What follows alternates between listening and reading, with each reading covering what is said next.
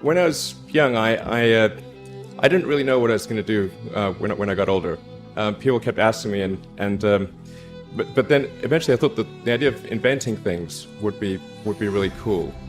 And the reason I thought that was because I read a quote from Arthur C. Clarke, which said that a sufficiently advanced technology is indistinguishable from magic, and that's really true. If you go back, say 300 years, the things that we take for granted today would be you'd be burned at the stake for. Being able to fly, being able to see over long distances, being able to communicate, and having access to all the world's information instantly from almost anywhere on the earth. This is stuff that really would be magic, or would be considered magic in times past. In fact, I think it actually goes beyond that, because there are many things that we take for granted today that weren't even imagined in times past. They weren't even in the realm of magic. So it actually goes beyond that. So I thought, well, if I can do some of those things, basically if I can advance technology, then that's like magic, and that would be really cool. And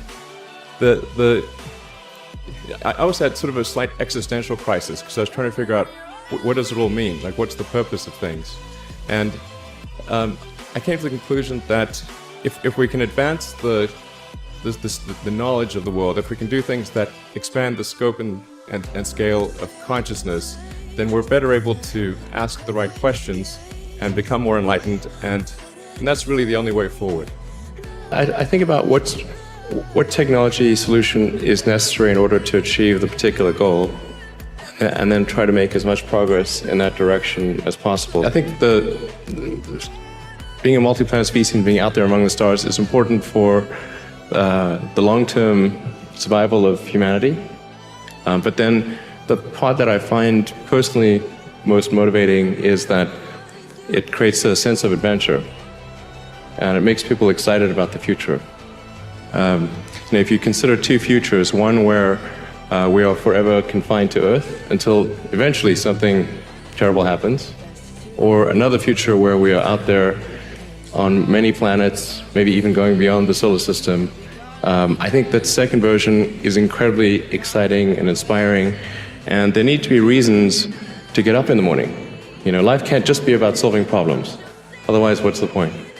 There's got to be things that people find inspiring and make life worth living.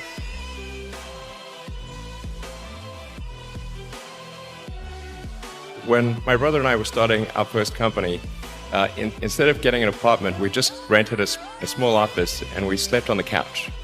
And we showered at the YMCA, and we're so hot up we had one computer, so the website was up during the day, and I was coding at night, 7 days a week, all the time.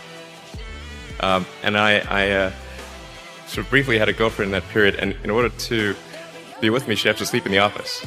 So work hard, like every waking hour. That's the thing I would say, particularly if you're starting a company. A natural human tendency is wishful thinking.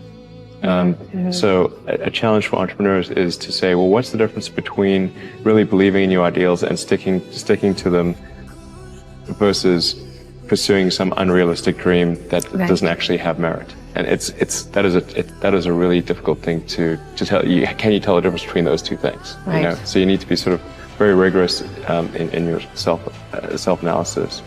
I think certainly extremely tenacious, and then just work like hell. You just have to put in 80 to 100-hour weeks every week. That all those things improve the odds of success. Or how do you think about making a decision when everyone tells you this is a crazy idea? Or where do you get the internal strength to do that? Well, first of all, I'd say I actually think I feel fear quite strongly. So it's not as though I just have the absence of fear. I feel it quite strongly.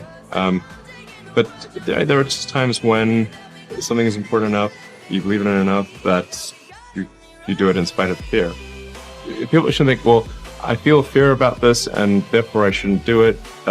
It's normal to feel fear. So you just feel it and let the importance of it drive you to do it anyway? If you just accept the probabilities, then that diminishes fear. Drive overrides fear. It's about believing in the future and thinking that the future will be better than the past. And I can't think of anything more exciting than going out there and being among the stars.